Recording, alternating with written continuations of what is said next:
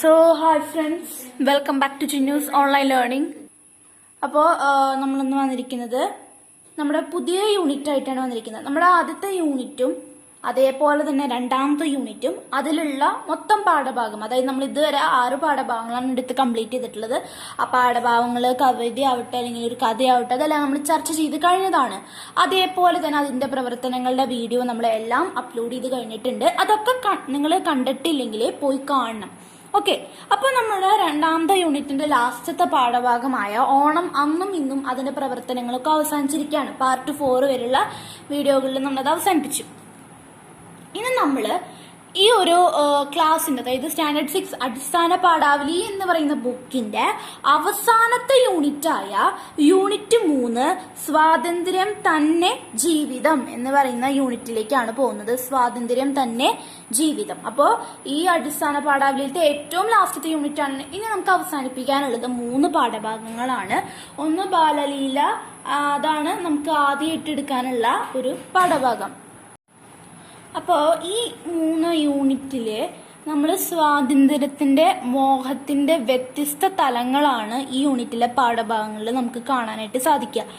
ആദ്യത്തെ പാഠഭാഗം അതായത് ബാലലീലയാണ്. അതായത് കുട്ടികളുടെ, അതായത് ശൈശവത്തിൽ നിന്ന്, അതായത് ചെറിയ കുട്ടിയിൽ നിന്ന് നമ്മൾ ബാല്യത്തിലേക്ക് കിടക്കുമ്പോൾ ആ കുട്ടികളുടെ സ്വാതന്ത്ര്യത്തിന്റെ ഒരു അനുഭവമാണ് അവിടെ വിവരിക്കുന്നത്. അത് കുട്ടികളുടെ ഒരു പ്രായം കടന്നു പോകുന്നതിനുള്ള ഒരു സ്വാതന്ത്ര്യം. ഇനി അടുത്ത പാഠഭാഗം എന്ന് പറയുന്നത് അജന്തയുടെ പ്രതീകം. അതിൽ നമ്മുടെ മഹാത്മാഗാന്ധിയുടെ സ്വാതന്ത്ര്യ സമര പ്രവർത്തനങ്ങളാണ്. അപ്പൊ നമ്മുടെ രണ്ടാമത്തെ പാഠഭാഗം ഞാൻ പറഞ്ഞു മഹാത്മാഗാന്ധിയുടെ സ്വാതന്ത്ര്യ സമര പ്രവർത്തനങ്ങളുടെ അതിലത്തെ ഒരു ഭാഗമാണ് ഈ പാഠഭാഗം. അതായത് നമ്മുടെ ഉപ്പ് സത്യാഗ്രഹം, ആ കാര്യങ്ങളെ കുറിച്ച് പറയണതാണ്. ഇന്ത്യൻ സ്വാതന്ത്ര്യ സമര പ്രവർത്തനങ്ങളിലെ ഏറ്റവും തീവ്രമായ ഒരു അനുഭവം, അതാണ് ഇവിടെ പറഞ്ഞിട്ടുള്ളത്. പാഠം 3 എന്ന് പറഞ്ഞു കഴിഞ്ഞാൽ തള്ളവരലില്ലാത്ത ഗ്രാമം. അപ്പൊ നമ്മൾ പറഞ്ഞ പാഠഭാഗമാണ് തള്ളവരില്ലാത്ത ഗ്രാമം. അത് നമ്മുടെ ഈ 3ാമത്തെ യൂണിറ്റിലത്തെ അവസാനത്തെ പാഠഭാഗമാണ്.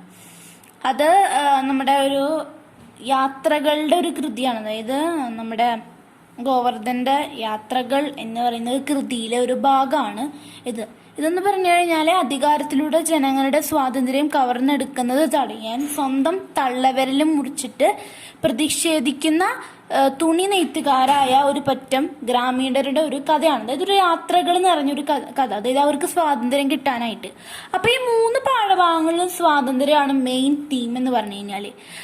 നമ്മുടെ രണ്ടാമത്തെ പാഠഭാഗം ആത്മാതി നമുക്ക് സ്വാതന്ത്ര്യം തരാൻ വേണ്ടിയുള്ള ആളുടെ പ്രവർത്തനങ്ങൾ. ആദ്യത്തെ പാഠഭാഗം ചെറിയ കുട്ടി, ആ കുട്ടിയുടെ ബാല്യത്തിലേക്ക് പോകുമ്പോൾ ആ കുട്ടിക്ക് ലഭിക്കുന്ന സ്വാതന്ത്ര്യം. അതേപോലെ തന്നെ 3ാമത്തെ പാഠഭാഗം എന്ന് പറഞ്ഞു കഴിഞ്ഞാല് അധികാരികളുടെ നിന്നുള്ള ഒരു സ്വാതന്ത്ര്യം, ഗ്രാമീണർക്ക് വേണ്ട ഒരു സ്വാതന്ത്ര്യം.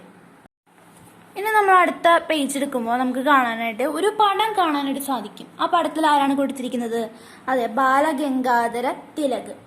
അതായത് രാജ്യസ്നേഹിയും ഒരു പണ്ഡിതനുമായ വ്യക്തിയാണ് ഇദ്ദേഹം. ഇപ്പോ ഇദ്ദേഹം ഒരു സ്വാതന്ത്ര്യ സമര സേനാനിയും കൂടിയാണ്. അതായത് സ്വാതന്ത്ര്യത്തിന് വേണ്ടി കുറെ അധികം പോരാടിയ ഒരു ഒരു വ്യക്തിയും കൂടിയാണ് ഇദ്ദേഹം. 1856 ജൂലൈയില് മഹാരാഷ്ട്രയിലെ രത്നഗിരി ജില്ലയിലാണ് ഇദ്ദേഹം ജനിച്ചത്. ഇദ്ദേഹം ഗണിതശാസ്ത്രത്തിലെ ബിരുദവും നിയമബിരുദവും ഒക്കെ നേടിയിട്ടുണ്ട്. സുഹൃത്തുക്കളായിട്ട് മഹാരാഷ്ട്രയിലെ നിരവധി വിദ്യാലയങ്ങളൊക്കെ ആരംഭിച്ച് 1889 അദ്ദേഹം കോൺഗ്രസിൽ ചേർന്നിട്ട് ധാരാളം പ്രവർത്തനങ്ങളൊക്കെ അദ്ദേഹം ആരംഭിച്ചിട്ടുണ്ട്. പിന്നെ സർക്കാരിനെതിരെ വെറുപ്പും ശത്രുതയും ഇളക്കി വിടുമെന്ന കുറ്റം ചുമത്തി ഇദ്ദേഹത്തിനെ അറസ്റ്റ് ചെയ്യുകയാണ് ചെയ്യുന്നത്. ഈ രാജ്യസ്നേഹിയായ ബാലഗംഗാധര തിലകിനെ നമ്മൾ ജനം വിളിച്ചത് ലോകമാന്യ തിലക് എന്നാണ് ആദരവോടെ ഇദ്ദേഹത്തിനെ വിളിച്ചിരുന്നത്. 1920 ഓഗസ്റ്റിൽ ഇദ്ദേഹം അന്തരിക്കുകയാണ് ചെയ്തത്. ഇദ്ദേഹത്തിന്റെ ജീവചരിത്രക്കുറിപ്പ് നമുക്ക് ഈ ബുക്കിന്റെ ബാക്കിൽ കാണാൻ പറ്റില്ല. അപ്പൊ നമ്മൾ ഇത് എഴുതിയെടുക്കണം. ഇപ്പോൾ നമ്മുടെ പ്രവേശക പാഠം, നമുക്ക് ഏതൊരു യൂണിറ്റ് തുടങ്ങുമ്പോഴും ഉള്ളത് ഒന്നാണ് നമ്മുടെ പ്രവേശക പാഠം. അപ്പൊ നമ്മുടെ ഈ യൂണിറ്റ് 3 സ്വാതന്ത്ര്യം തന്നെ ജീവിതം എന്നതിലത്തെ പ്രവേശക പാഠമാണ് സ്വാതന്ത്ര്യം എൻ്റെ ജന്മാവകാശമാണ് എന്നുള്ളത്. ഇത് ബാലഗംഗാധര തിലക് 1917 പറഞ്ഞൊരു പ്രസംഗത്തിൽ നിന്നുള്ള ഒരു ചെറിയ ഭാഗം മാത്രമാണ് നമ്മുടെ പ്രവേശക പാഠമായിട്ട് ഇവിടെ കൊടുത്തിട്ടുള്ളത്. 1917 അദ്ദേഹം പറഞ്ഞൊരു പ്രസംഗത്തിന്റെ ഒരു ചെറിയ ഭാഗം, അതായത് സ്വാതന്ത്ര്യത്തിന്റെ ബേസ് ചെയ്തിട്ടുള്ള പറഞ്ഞ ഒരു ചെറിയ ഭാഗമാണ് ഇവിടെ കൊടുത്തിട്ടുള്ളത്. ഇവിടെ പറയുകയാണ്, അദ്ദേഹത്തിന്റെ പ്രസംഗത്തിൽ നിന്ന് ഒരു ഭാഗം എന്ന് പറഞ്ഞു, സ്വാതന്ത്ര്യം നമ്മുടെ ജന്മാവകാശമാണ്, നമുക്കത് വേണം. അത് കൊതിക്കുന്ന ആത്മാവ് എന്നിൽ സചേതനമായിരിക്കെ എനിക്ക് വാർദ്ധക്യം ഏശില്ല. അത് അമരമാണ്. കാറ്റിനെ അതിനെ പരത്തിക്കളയാനാവില്ല, ആയുധങ്ങൾക്ക് മുറിക്കാനാവില്ല, അഗ്നിക്ക് ചാരമാക്കാനാവില്ല. ഇപ്പോൾ ഇവിടെ പറയാണ്, സ്വാതന്ത്ര്യം നമുക്ക് ആവശ്യമുള്ളതാണ്. അതായത് നമുക്കറിയാം ബ്രിട്ടീഷുകാർ വന്നിട്ട് നമ്മൾ ഭരിക്കുകയും കാര്യങ്ങളൊക്കെ ചെയ്തത്. അപ്പോൾ സ്വാതന്ത്ര്യം നമുക്ക് ആവശ്യമാണ് എന്ന് പറയുകയാണ് ഇദ്ദേഹം ചെയ്യുന്നത്. അത് നമുക്ക് വേണ്ട കാര്യമാണ്. അതായത് ഒന്നിനും, അതായത് എനിക്ക് എത്ര വയസ്സായാലും അത് കുഴപ്പമില്ല. അതേപോലെ ഒരു കാറ്റിന് പോലും ഈ സ്വാതന്ത്ര്യത്തിന് പറത്തിക്കളയാൻ പറ്റില്ല, ആയുധങ്ങൾക്ക് പോലും മുറിവേൽപ്പിക്കാൻ സാധിക്കില്ല, അതേപോലെ തന്നെ അഗ്നിക്ക് പോലും ഇതിനെ ചാരമാക്കാനായിട്ട് സാധിക്കില്ല. ഇനി ഇവിടെ ഒരു ചോദ്യം കൊടുത്തിട്ടുള്ളതാണ്, ഈ വാക്യങ്ങളുടെ പ്രസക്തി എന്താണ് എന്നത് ചർച്ച ചെയ്ത് എഴുതാനാണ് പറയുന്നത്.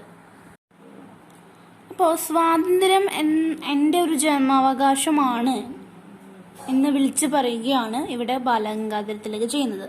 അതായത് സ്വാതന്ത്ര്യം ആഗ്രഹിക്കുന്ന ആത്മാവ് തന്നിൽ അതായത് താൻ എത്ര കാലത്തോളം ഈ ഭൂമിയിൽ ജീവിക്കുന്നോ അത്ര കാലത്തോളം തൻ്റെ ഉള്ളതുണ്ടായിരിക്കും. ഞാൻ ആ സ്വാതന്ത്ര്യം ലഭിക്കാനായിട്ട് ഞാൻ എന്നും പോരാടിക്കൊണ്ടിരിക്കും എന്നാണ് അദ്ദേഹം ഇവിടെ പറയുന്നത്. അതിന് തൻ്റെ പ്രായം അല്ലെങ്കിൽ തൻ്റെ വാർദ്ധക്യം ഒന്നും തടസ്സമല്ല. ബ്രിട്ടീഷുകാരുടെ അടിമത്തത്തിന് കീഴിൽ കഴിയുന്ന നമ്മുടെ ഭാരതം ബുദ്ധിമുട്ടിക്കൊണ്ടിരിക്കുന്ന കാലത്താണ് അദ്ദേഹം ഇത്തരം ഒരു പ്രഖ്യാപനം നടത്തിയത്. സ്വാതന്ത്ര്യം എന്ന ലക്ഷ്യത്തിനു വേണ്ടിയാണ് സ്വാതന്ത്ര്യ സമര സേനാനികൾ ജീവിച്ചത്. നമുക്കറിയാം അവർ ജീവിച്ചു തന്നെ ഈ ഒരു സ്വാതന്ത്ര്യം നമുക്ക് ഓരോരുത്തർക്കും ലഭിക്കാനായിട്ടാണ് അവർ ജീവിച്ചു തന്നെ. അവരവരുടെ ജീവൻ പോലും ത്യജിച്ചതും ഈ ഒരു കാര്യങ്ങൾക്ക് വേണ്ടി. നമുക്കറിയാം അത് എന്താ പറയുക, സുഭാഷ് ചന്ദ്രബോസ്, മഹാത്മാഗാന്ധി, പല പല വ്യക്തികളുണ്ട്. ഇവരൊക്കെ ആ ഒരു സ്വാതന്ത്ര്യം നമുക്ക് തരാൻ വേണ്ടിയാണ് അവരുടെ ഓരോ വിലപ്പെട്ട ജീവനും അവർ നമുക്ക് വേണ്ടി ത്യജിച്ചത്. തൻ്റെ ഉള്ളിലെ സ്വാതന്ത്ര്യമോഹം ഒരിക്കലും കാറ്റിൽ പറന്നു പോകാത്തതാണ് എന്നാണ് അദ്ദേഹം പറയുന്നത്. എത്ര അധികം വേദനകൾ ഞാൻ സഹിച്ചാലും ഈ മോഹം എൻ്റെ ഉള്ളിൽ നിന്ന് ഒരിക്കലും പോവില്ല. അത് ഞാൻ മരിക്കുന്നോണത്തോളം കാലം ഇതെൻ്റെ ഉള്ളിൽ ഉണ്ടായിരിക്കും. ഇത് ലഭിക്കാനായിട്ട് ഞാൻ ഞാൻ നല്ലോണം പരിശ്രമിച്ചുകൊണ്ടിരിക്കും. അടിമത്തം ഒരു ശാപമാണ്. സ്വാതന്ത്ര്യം അനുഭവിക്കുന്നവർക്ക് മരണമില്ല. കാറ്റിന് പറത്താൻ സാധിക്കില്ല, ഒരു ആയുധങ്ങൾക്ക് മുറിക്കാനും സാധിക്കില്ല, അതേപോലെ തന്നെ അഗ്നിക്ക് ഇത് ചാരമാക്കാനും സാധിക്കാത്ത ഒരു ചൈതന്യമാണ് സ്വാതന്ത്ര്യം എന്നാണ് പറയുന്നത്. ഇതൊരു ചർച്ച സൂചനകൾ മാത്രമാണ്. എന്നാൽ ഇത്രമാതിരിയായിട്ട് കണക്കാക്കുക. നിങ്ങൾ നിങ്ങളുടേതായ രീതിയിൽ നിങ്ങൾക്ക് എന്ത് തോന്നുന്നു എന്നുള്ളത് നിങ്ങൾ എഴുതുകയും വേണം. ഇനി അടുത്തത് നമ്മൾ ഈ യൂണിറ്റിലത്തെ ആദ്യത്തെ പാഠഭാഗം, അതായത് പേജ് നമ്പർ 49 ബാലലീല എന്നുള്ളതാണ് നമ്മുടെ പാഠഭാഗം. ഇത് എഴുതിയിരിക്കുന്നത് ബാലാമണി അമ്മയാണ്. അപ്പോൾ നമ്മുടെ ആദ്യത്തെ പാഠഭാഗം എന്ന് പറയുന്നത് ഒരു കവിതയാണ്. ഇത് കവിതയുടെ പേര് ബാലലീല എന്നുള്ളതാണ്. ഇത് എഴുതിയിരിക്കുന്നത് ബാലാമണി അമ്മയാണ്. ഞാനത് ഓൾറെഡി ഇതിനെക്കുറിച്ചൊരു വിവരണം തന്നിട്ടുണ്ടായിരുന്നു, നിങ്ങൾക്ക് പറഞ്ഞു തന്നിട്ടുണ്ടായിരുന്നു. ഇനി നമുക്ക് എഴുത്തുകാരറിയാവുന്ന ഭാഗത്ത് ചെന്നിട്ട് ബാലാമണി അമ്മയെ കുറിച്ച് കൂടുതൽ അറിയാം. 1909 മുതൽ 2006 വരെയാണ് കാലഘട്ടം. മാതൃത്വം തുളുമ്പുന്ന ലളിത സുന്ദരമായ ശൈലി കൊണ്ട് മലയാളത്തെ സമ്പന്നമാക്കിയ കവയിത്രി. പ്രശസ്ത കവി നാലാപ്പാട്ട് നാരായണ മേനോന്റെ മരുമകളും പ്രസിദ്ധ എഴുത്തുകാരി മാധവിക്കുട്ടിയുടെ അമ്മയുമാണ്. തൃശൂർ ജില്ലയിലെ പുനയൂർ കുളത്ത് ജനിച്ചു. കേരള സാഹിത്യ അക്കാദമി അവാർഡുകള്, അതേപോലെ തന്നെ സരസ്വതി അമ്മൻ അവാർഡുകൾ എന്നിവയൊക്കെ ലഭിച്ചിട്ടുണ്ട്. ഇനി സോപ്പാനം, മുത്തശ്ശി, മഴുവിന്റെ കഥ, അമ്മ, കുടുംബിനി എന്നീ പലതരത്തിലുള്ള കവിതാ സമാഹാരങ്ങളാണ് ബാലാമണി അമ്മയുടെ പ്രധാന കൃതികൾ. ഓക്കെ, ഇവിടെ നമുക്ക് പഠിക്കാനുള്ള എല്ലാ പാഠഭാഗത്തിന്റെ എഴുത്തുകാരെ കുറിച്ച് ഇവിടെ കൊടുത്തിട്ടുണ്ട്. അതേപോലെ നിങ്ങൾക്ക് ഏതെങ്കിലും വാക്കുകളുടെ അർത്ഥം അറിയാതെ വന്നു കഴിഞ്ഞാൽ നമ്മുടെ ലാസ്റ്റത്തെ പേജ് നമ്പർ 62, അതായത് എഴുത്തുകാരറിയെന്ന് പറഞ്ഞ പേജിന്റെ അപ്പുറത്തെ പേജിൽ ഇവിടെ മീനിങ്സുകളും കൊടുത്തിട്ടുണ്ട്. ഇനിയും അറിയാത്തുണ്ടെങ്കിൽ നമുക്ക് ഓൺലൈൻ ഡിക്ഷണറി അല്ലെങ്കിൽ ഇന്റർനെറ്റിൽ സെർച്ച് ചെയ്ത് നമുക്ക് ലഭിക്കും. അപ്പോൾ നമുക്ക് ഈ ഒരു പോയം, അതായത് ബാലലീല എന്ന് പറഞ്ഞിട്ടുള്ള ബാലാമണി അമ്മ എഴുതിയ ഈ ഒരു പോയത്തിന്റെ ഒരു 10 ലൈൻസ്, അതായത് ഈ ഒരു ഫുൾ സ്റ്റോപ്പ് വരെ, വീണ്ടും വീണ്ടും എന്ന വരി വരെ നമുക്കൊന്ന് നോക്കാം. അതേപോലെ തന്നെ അതിന്റെ ആശയം ചർച്ച ചെയ്യാം. അപ്പോൾ അത് പാടുന്നത് ശ്രദ്ധിക്കാം. പമ്പരം പാവയും പോരാതായി തെല്ലുമിങ് അമ്പര പേകാതായി ഓലപ്പാമ്പും അമ്മ തൻ പൂഞ്ചേല തുമ്പിനി കൈവിട്ടു നമ്മൾ തൻ തോഴരെ പോയി കളിക്കാം. ചീറുന്നു കാറ്റടിഞ്ഞേറുന്നു കാറുകൾ, ചാറുന്നു പെയ്യുന്നു കാലവർഷം. ഇമ്മഴ വെള്ളത്തിൽ പുൽകളാൽ നിർമ്മിച്ച നമ്മൾ തൻ വഞ്ചികൾ ചാഞ്ചാടട്ടെ. ഒപ്പം ഈ നീർക്കുത്തിൽ ഓടിയും വീണും പേർ തൊച്ചയിട്ടാവും നാം വീണ്ടും വീണ്ടും. ഇനി അതിന്റെ ഈ വരികളുടെ ആശയം നോക്കാം. ഇവിടെ നമ്മൾ പറയുന്നത് ശൈശവം പിന്നിട്ട് ബാല്യത്തിലേക്ക് എത്തുമ്പോൾ കുട്ടികളുടെ കളിയുടെ രൂപവും ഭാവവും മാറുന്നത്. നമ്മൾ ഏറ്റവും കുഞ്ഞു പ്രായം ശൈശവം, അതിൽ നിന്ന് നമ്മുടെ ബാല്യത്തിലേക്ക് നമ്മൾ എത്തുമ്പോൾ നമ്മൾ ശൈശവത്തിൻ്റെ നമ്മൾ പല പല കളികൾ കളിക്കും. അതിന് വേറെ രൂപവും ഭാവമാണ്. നമ്മൾ ബാല്യത്തിലേക്ക് എത്തുമ്പോൾ നമ്മൾ ശൈശവത്തിൽ കളിച്ച കളികളുടെ രൂപവും ഭാവമൊക്കെ മാറുന്നു. പമ്പരവും പാവയും കുട്ടികൾക്ക് പോരാതായിരിക്കുന്നത്. അത് ശൈശവത്തിൽ ചിലപ്പോൾ നമുക്ക് എന്ത് കളിപ്പാട്ട ആര് തന്നാലും അത് നമുക്ക് മതി. എന്നാൽ ബാല്യത്തിൽ എത്തുമ്പോൾ കുറച്ചും കൂടിയും കൂടുതൽ വേണം എന്ന് നമ്മൾ ചിന്തിക്കുന്നു. ശൈശവത്തിൽ നമുക്ക് പമ്പരും പാവയാണ് ആ കുട്ടിക്ക് ഏറ്റവും പ്രിയപ്പെട്ടത്. എന്നാൽ അത് ബാല്യത്തിൽ, അതായത് ഒരു കാലം കഴിഞ്ഞപ്പോൾ ഈ പമ്പരും പാവയും അവരെ ആകർഷിക്കുന്നില്ല, അവർക്ക് അത്രയും ഇഷ്ടമാവുന്നില്ല. ഓലപ്പാമ്പ് ഇപ്പോൾ അല്പം പോലും അത്ഭുതവും അമ്പരവും കുട്ടികളിൽ ഉണ്ടാക്കുന്നില്ല. അന്ന് ഓലപ്പാമ്പൊക്കെ വെച്ച് കളിക്കും. എന്നാൽ അന്നത്തെ കുട്ടികൾക്ക് അതൊരു അത്ഭുതം അല്ലെങ്കിൽ വളരെ ഇഷ്ടമായിരുന്നു. ഇന്നത്തെ കുട്ടികൾക്ക് അത് കാണുമ്പോൾ വലിയ അത്ഭുതമോ അമ്പരപ്പോ ഒന്നും തോന്നുന്നില്ല. പിന്നെ ഞാനൊരു കാര്യം പറയാം. ഈ വരികളിലെ ഈണം എന്ന് പറഞ്ഞാൽ നമുക്ക് കൃഷ്ണഗാഥയുടെ ഈണത്തിൽ പാടുന്നത്. ഇത് നമ്മുടെ ചെറുശ്ശേരിയുടെ കൃഷ്ണഗാഥ, അതായത് മഞ്ചേരിയുടെ അടിസ്ഥാനമാക്കി രചിച്ചതാണിത് ഈ ബാലലീല എന്നുള്ളത്. അപ്പൊ നമുക്ക് അതിന്റെ ഒരു ടൂണിലത് പാടണം. അതുപോലെ തന്നെ നിങ്ങൾക്ക് ഇഷ്ടമുള്ള ഒരു ഈണത്തിൽ ഇത് പാടാവുന്നതാണ്. ഇനി നമ്മൾ പണ്ട് കാലത്തൊക്കെ നമ്മുടെ അമ്മയുടെ വസ്ത്രത്തിന് അല്ലെങ്കിൽ സാരിയുടെ തുമ്പില് പിടിച്ചിട്ടാണ് നമ്മൾ നടക്കുക. വളരെ കുഞ്ഞു കുട്ടിയാണ്, നമുക്ക് നടക്കാനൊന്നും അങ്ങനെ ആയിട്ടില്ല, പ്രായമായിട്ടില്ല. എന്നാൽ നമ്മൾ ബാല്യത്തിലേക്ക് കടക്കുമ്പോൾ നമ്മൾ അമ്മയുടെ വസ്ത്രത്തിൽ നിന്ന് നമ്മൾ എന്ത് ചെയ്യും? ആ തുമ്പിൽ നിന്ന് കൈവിട്ട് പോയി കളിക്കും. എന്നിട്ട് നമ്മൾ ആരുടെ ഒപ്പം കളിക്കുക? നമ്മൾ നമ്മുടെ കൂട്ടുകാരുടെ ഒപ്പം കളിക്കും. നമ്മൾ ഭയങ്കര കുഞ്ഞുകുട്ടിയായിരുന്നു. അപ്പൊ ശൈശവത്തില് നമ്മൾ അമ്മയുടെ വസ്ത്രത്തിന്റെ ഒരു തുമ്പിൽ പിടിച്ചിട്ടാണ് നമ്മൾ നടക്കുന്നതെങ്കിൽ നമ്മൾ ബാല്യം എത്തുമ്പോൾ നമ്മൾ ആ തുമ്പിൽ നിന്ന് വിട്ട് നമ്മുടെ കൂട്ടുകാരെ നമ്മൾ വിളിക്കുമ്പോൾ നമ്മൾ അവരുടെ ഒപ്പം കളിക്കാനായിട്ട് പോവും.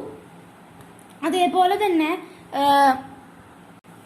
കാലവർഷത്തിന്റെ അറിയിപ്പ്, അതായത് കാലവർഷം എന്ന് പറഞ്ഞാൽ മഴ പെയ്യാറായതേ, ഇപ്പം മഴ പെയ്യുന്ന അറിയിച്ചുകൊണ്ട് കാറ്റ് ഇങ്ങനെ ചീറി അടിക്കുന്നുണ്ട്. കാറ്റടിച്ചപ്പോൾ മഴക്കാര് കയറി മഴ തകർത്തു പെയ്യാൻ തുടങ്ങി. നമുക്കറിയാം, കാറ്റടിച്ച് മഴക്കാരൊക്കെ കയറി എന്ത് ചെയ്യും? മഴ നല്ലോണം പെയ്യാനായിട്ട് തുടങ്ങും. ഈ മഴവെള്ളത്തില് പുല്ലുകൊണ്ട് നിർമ്മിച്ച നമ്മുടെ കളിവഞ്ചികൾ ചാഞ്ചാടി ഒഴുകട്ടെ എന്നാണ് കുട്ടി പറയുന്നത്. നമ്മള് മഴവെള്ളത്തിൽ നമ്മളിങ്ങനെ ഓരോ നമ്മൾ പേപ്പർ കൊണ്ട് ഓരോ ബോട്ട് ഉണ്ടാക്കിയിട്ട് ഇങ്ങനെ ഒഴുക്കി വിടും അല്ലേ? അപ്പോൾ അതിങ്ങനെ ചാഞ്ചാടി ഒഴുകട്ടെ എന്നാണ് ഇതിലത്തെ കുട്ടി പറയുന്നത്. ഈ കളിവെള്ളത്തോടൊപ്പം, അതായത് ഈ വള്ളത്തോടൊപ്പം ഈ കുഞ്ഞു വഞ്ചിയുടെ ഒപ്പം നമുക്കും ഈ വെള്ളത്തിൽ ഓടിയും വീണും ഒച്ചയിട്ടും ആർത്ത് വിളിക്കാന്നാണ് പറയുന്നത്. നമുക്കും ഈ വള്ളത്തോടൊപ്പം, വള്ളം എന്നാണ് പറയുക കേട്ടോ, വള്ളത്തോടൊപ്പം ഈ വെള്ളത്തിൽ നമുക്ക് ഓടിയും അതേപോലെ നമുക്ക് വീണും ഒച്ചയിട്ടിട്ടൊക്കെ തകർത്ത് വിളിക്കാമെന്നാണ് ഇവിടെ പറയുന്നത്. അപ്പൊ നമ്മൾ ഇന്ന് ഇവിടെ വരെയാണ് എടുക്കുന്നത്. ബാക്കി ഭാഗം ഈ പോയം കഴിഞ്ഞിട്ടില്ല, നമുക്ക് ഇനി ഒരു 10 ലൈൻസും കൂടി ഉണ്ട്.